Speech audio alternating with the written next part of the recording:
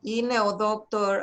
Luke Swevers, Διευθυντής Ερευνών και Διευθυντής του Εργαστηρίου Μοριακής Γενετικής Εντόμων και Βιοτεχνολογίας και θα σας μιλήσει σήμερα για ένα πολύ ενδιαφέρον και σύγχρονο θέμα, τη νέα τεχνολογία CRISPR-Cas και την επεξεργασία του γονιδιώματος. Σας ακούμε.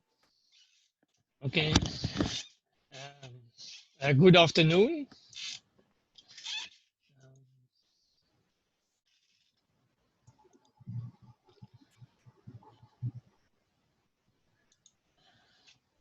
I'm trying to get a share screen. Okay.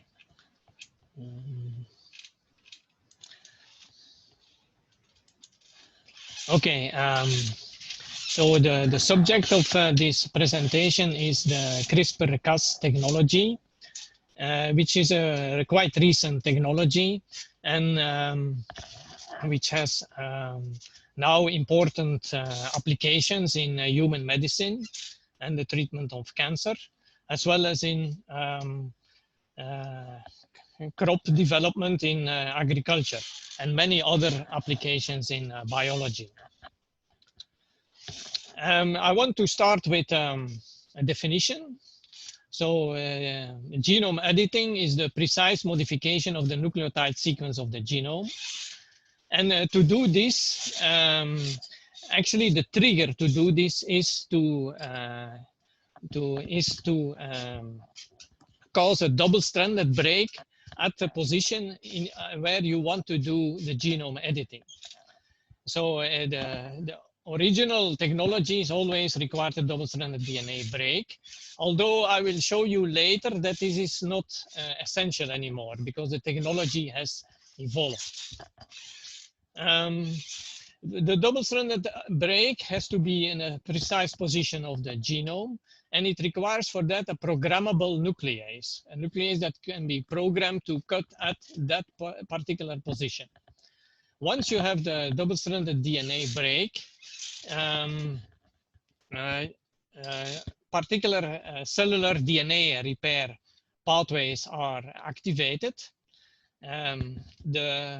Either the non-homologous end joining pathway, which results in random insertions or deletions, or the second pathway is when a template is available, like for instance, single-stranded DNA or double-stranded DNA, which has homology to the region, you can get activation of the homology-directed repair, and you can get precise DNA replacement.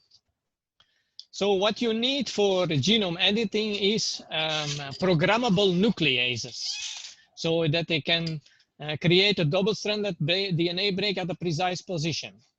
And this technology is actually quite old, more than a few decades, but it didn't make much progress because it was very difficult. And this was because it was based on the engineering of DNA binding proteins, which is quite difficult.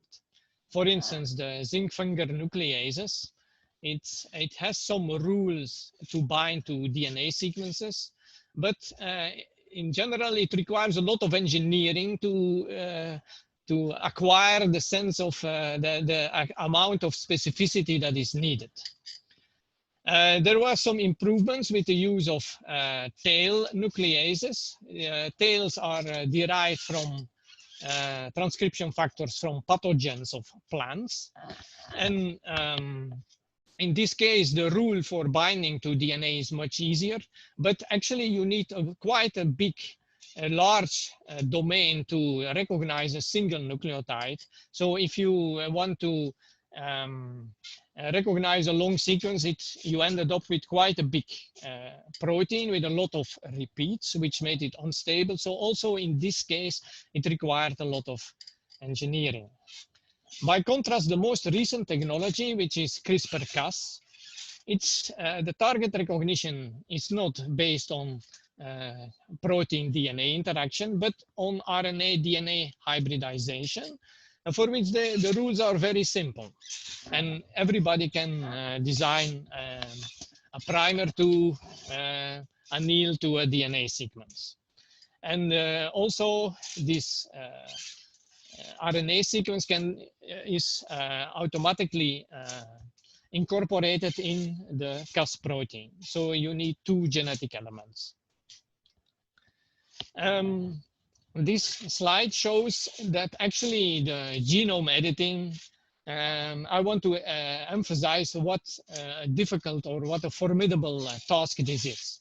For instance, you have the human genome, which has a 3 billion base pair, haploid, which is a large amount of information. If, for instance, to visualize this, if you would print it in a book, you get more than 1.5 million pages, 66 times the size of the Encyclopedia Britannica. And often the mutation you want to make or you want to correct is just a single base pair. So it's really quite difficult. And it also have to keep in mind the criteria of efficacy of genome editing. And there are 3 criteria you have to keep in mind. First is the targeting efficiency. For instance, if you target a tissue like the liver, and you want to make a change in the sequence of the genomes of the cells, it's quite obvious that you will probably not be able to target all the cells. So there is a certain efficiency. So the targeting efficiency is the ratio of the number of edited sites to the total sites. And not only in the different cells, but also in the 2 copies of the genomes, of the 2 copies of the haploid genome in the cells. A second consideration is whether you make the correct modification. So either you can make a knockout, or you can also make exact replacements. And finally, an important issue is also the off-target effects. So the technology may not target only the gene that you want to target, but it can also have some side effects. It may not cause a double-stranded DNA break at these particular genes, but also with a certain efficiency at some sequences in the genome that have some similarity. I want to say a few words where the CRISPR-Cas system comes from. Actually, this is an adaptive immunity system from bacteria. And on the top, you see the organization of the locus of the CRISPR in bacteria. Most obvious is the CRISPR array, which consists of repeat regions and spacer regions. And the spacer regions, they are the most important because these are the regions that that determine specificity. Basically, these are sequences derived from invading genetic elements like bacteriophages or transposable elements. And actually, these sequences are used then to target these invading genetic elements to destroy them, to make the double-stranded DNA break in these invading genetic elements. A second genetic element is the nuclease, which is important for this talk, is the nuclease, the Cas9 in this particular bacterium that is very popular. And the third genetic element is a transacting CRISPR RNA, which actually forms a complex with the CRISPR RNA to make it functional. So these 3 elements are forming a ternary complex after transcription and in the case of Cas9 translation. And then what happens then is that this ternary complex binds to the DNA and then scans the DNA until it finds a particular sequence, which is called the protospacer adjacent motif, or PAM.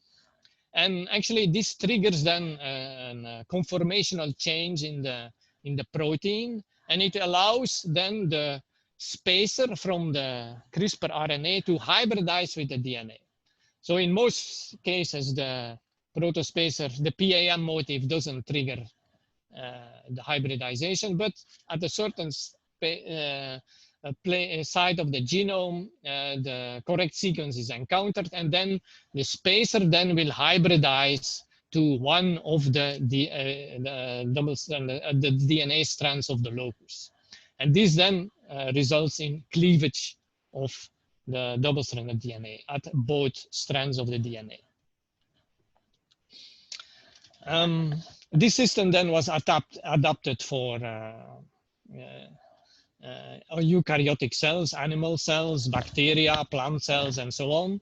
And actually, they made the system more simple. It relies on two genetic elements. First, the enzyme, the Cas9 nuclease, and second, they fused the transacting CRISPR RNA with the spacer to a single guide RNA. And this complex then will bind to target DNA and cause the cleavage. I want to also, in this drawing, you see the protein and the guide RNA and also the DNA sequence.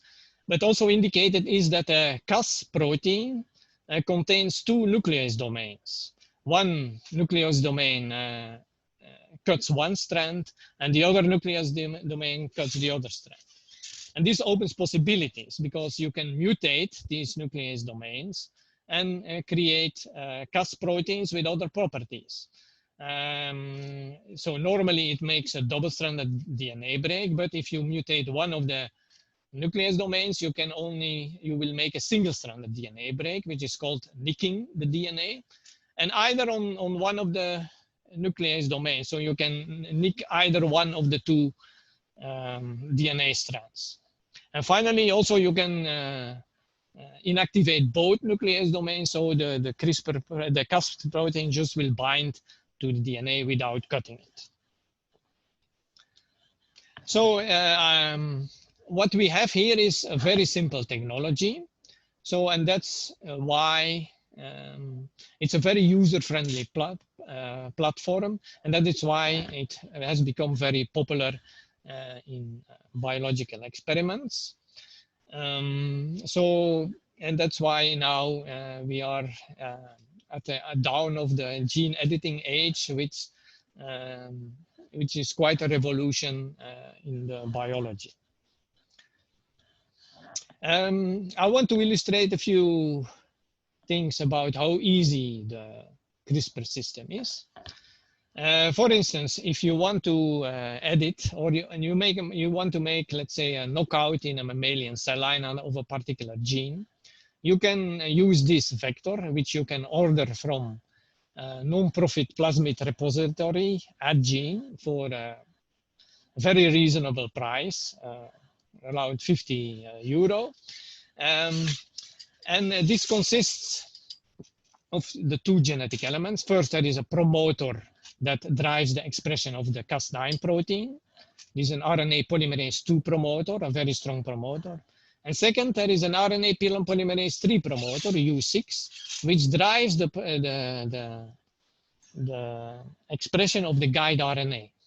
And you can modify this guide RNA and insert your specific sequence, which will target your gene very easily. You cut it with particular restriction enzymes, and then you ligate in the sequence that you want to that you want, and which will target the gene that you want. And this is how you select the sequence. For instance, in the step 1, you have the sequence of your gene that you want to target. You select, you look for the PAM sequence. So for instance, TGG, and then you design the guide, the spacer sequence, just by counting 20 base pair upstream of the PAM. And then you design the oligos, you anneal the oligos that they have the right overhang, and you can ligate them in the expression vector. One thing you also have to look out for is that there is a G involved at the 5' end But this G is not necessary to hybridize, but it's necessary because it's essential to initiate RNA polymerase transcript.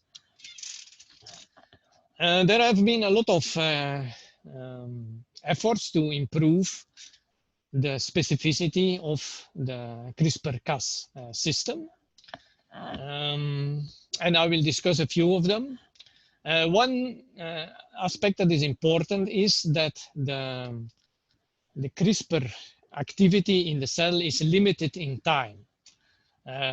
Because when the Cas9 with the guide RNA is present for a long time in the cells, it will cut the DNA and then it will cut again and so on. So because it lingers on. So actually when the CRISPR-Cas system is present in the cells, it will, for a long time in the cells, it will make a lot of editing, which is heterogeneous. So it's therefore recommendable to deliver the CRISPR system either as a protein, as a complex with the guide RNA, or as a messenger RNA and sgRNA as RNA molecules and not as an expression vector. A second part of the efforts for improvement of the CRISPR system is alter the properties of the single guide RNA. It was, for instance, observed that if you make the guide RNA a little shorter, it increases the specificity. At the same time, there has been a lot of engineering of the Cas9 protein to make it high fidelity Cas9, let's say. For instance, there were a lot of the surface of the Cas9 protein, for instance, had a lot of the original Cas9 protein has a lot of positive charges, which increase the non-specific binding to the DNA. And so the neutralization of these surface positive charges resulted in a more specific Cas9 enzyme. Another method to increase the specificity is to use mutated Cas9 enzymes, which only give a single-stranded DNA break, and then to use two of them to achieve the double-stranded DNA break. And of course, the specificity is then increased in a large degree because it requires the binding of two Cas9 enzymes very close together in the same locus and with the requirement each of 20 nucleotides hybridization. And a further development of this was to use Cas9 enzymes that don't cut the DNA and then are fused with a non-specific nuclease that requires hybridization to be active and then to co-localize at the same locus. Also, this strategy will increase the specificity of the CRISPR system very much.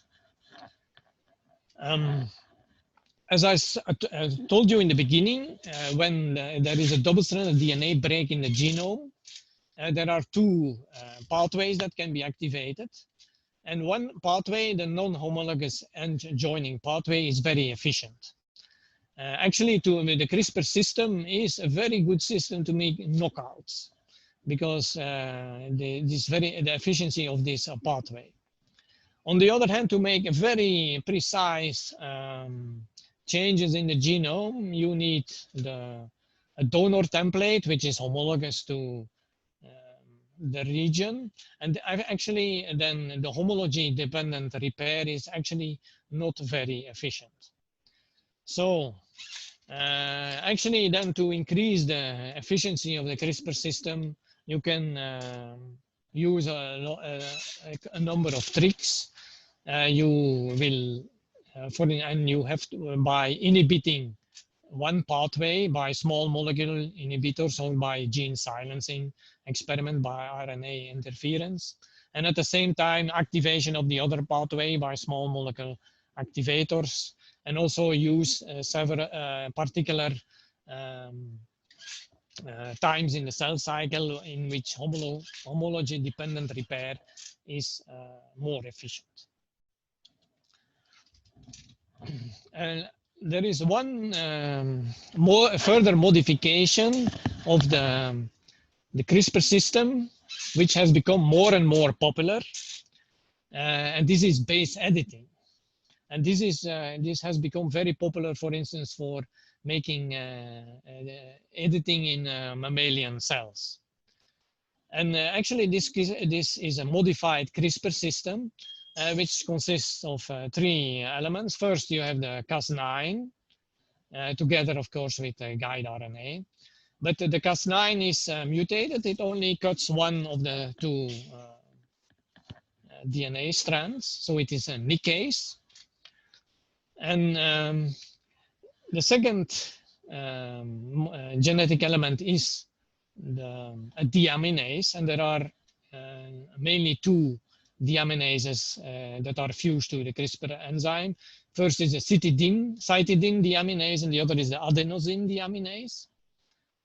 And actually, when the CRISPR binds to its target, the non-templates, the strand that is not hybridized will be single-stranded, and the cytidine or the adenosine deaminase is then free to deaminate the cytosine or the adenosine residues in this single-stranded DNA sequence. And in the case of cytidine deaminase, it will convert a cytosine in a uracil.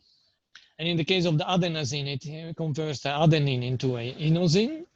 And when then the repair occurs, then you can a GC base pair is converted to an AT base pair, or a TA to a CG. A third element is then to inhibit other repair pathways, that the particular pathway that is needed for the base editing is favored. And why are people using this technology? First is that it's more safe than the regular CRISPR system, because it's a single-stranded break and not a double-stranded break.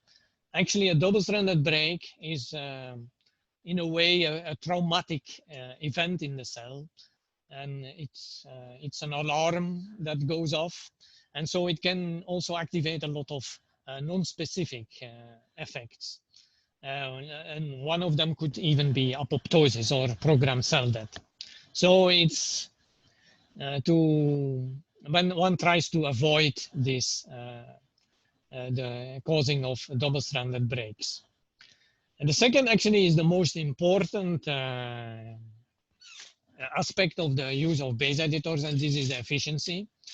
So the base editor, to make very specific changes in the DNA, it's much more specific than CRISPR-Cas, which in that case will rely on homology-dependent repair. And also, it's also more specific with respect to non-specific insertions and deletions in the genome. There are some issues, of course, with the base editors, and one is the off-target effects, because the base editors, they may bind to the DNA and then in a CRISPR context do their work, but they also may bind to RNA molecules in the cells, and they may modify the RNA or other single-stranded DNA in the genome, so it can have some non-specific effects. And these are only quite recently realized and now more investigated. Also, in the specific window caused by the CRISPR base pairing at the specific sites, there may not be only the one C or A that is edited that you want, but also another C2 bases more downstream or upstream. So this is also a problem. And a final limitation of the base editors is that only transitions are possible, so C to T and A to G, but no transversions. So it is also an important limitations. But very recently, by last year, there is a new system developed, which is called prime editing. And this seems to be, this has been heralded as a game changer in the technology, because it allows very precise changes in the genome, and with a reasonable efficiency. And this is illustrated in this cartoon. First, you have the regular binding of the guide RNA to the CRISPR target site. And then the Cas enzyme then cuts one of the strands of the DNA. And actually then it then this, the DNA strand that is cut then can hybridize to a primer binding site, which is an extension of the single guide RNA. And then because the Cas9 protein is then fused to a reverse transcriptase, it can then synthesize the desired mutation as an extension of the DNA strand.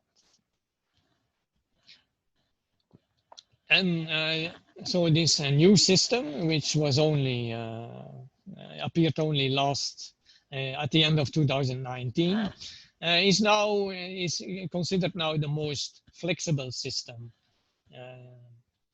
for genome editing. It can make all base changes in contrast to the base editors.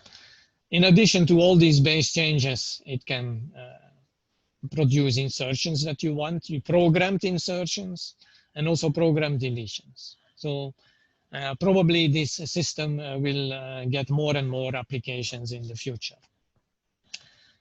So I want also to emphasize how flexible the CRISPR system is.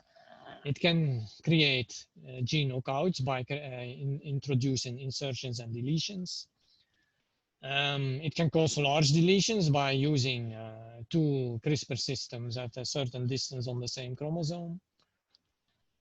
Mutated Cas9 enzymes can just bind to the DNA, and if they're fused with activation domains, they can be targeted to promoters and activate genes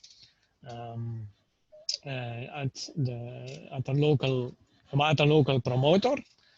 The same, it can also trigger chromatin modifications or DNA modifications of particular sites. And also, if you have Cas9 GFP fusions, you can even label genomic loci and use it for imaging.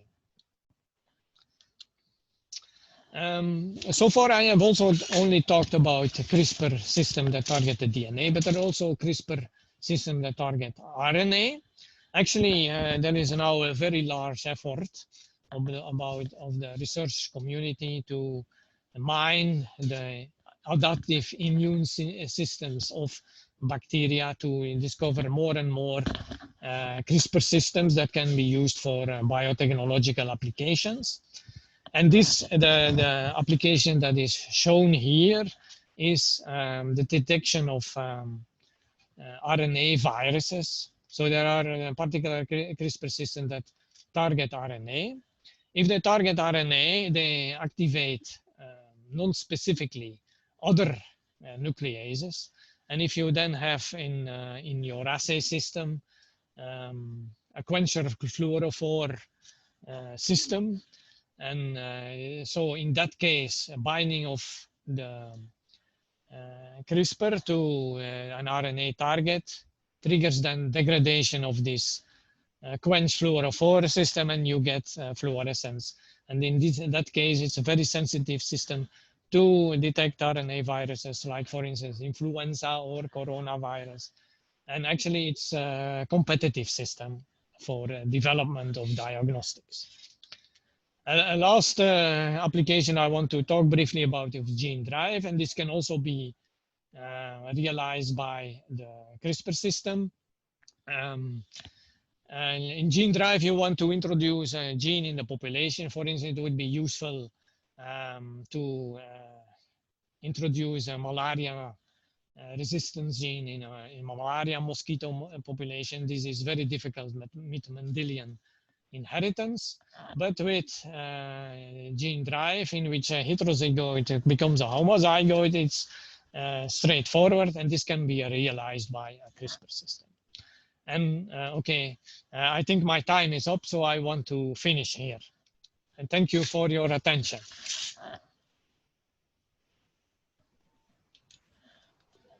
Ευχαριστούμε πολύ το Dr. Swevers. Για να δω λίγο αν υπάρχουν ερωτήσεις. Νομίζω πως όχι.